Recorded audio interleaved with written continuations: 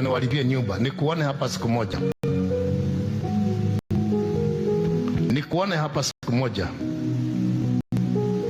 nikuone hapa ati nikulipie mtoto wako shule, urudishe kule ulizaa. Lakini nikitaka mimi nisikie nimeguswa, I can help anybody. Lakini si utoke nyumbani tu uje kuniletea matabara hapa. Mimi nikuletea yangu. You are not coming for God, you are coming for money.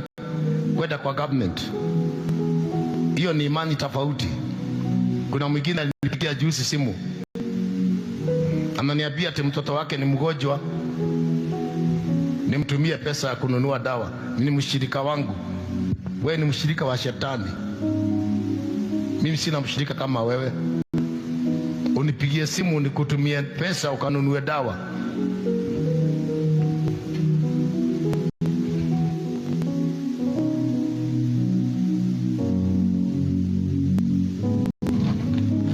Wale mnataka madawa mkuje, mchukue dawa hizi.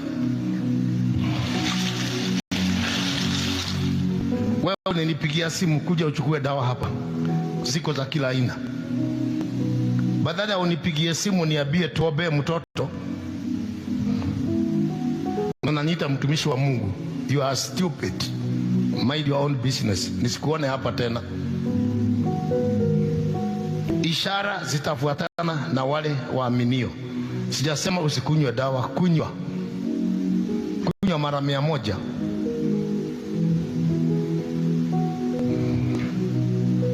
Huyu mwanamke alitumia madawa miaka 12 akatosheka nayo.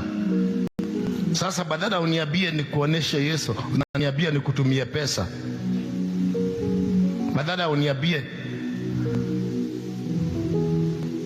unaniambia nikutumie pesa ununulie mtoto dawa. Mimi wrong number.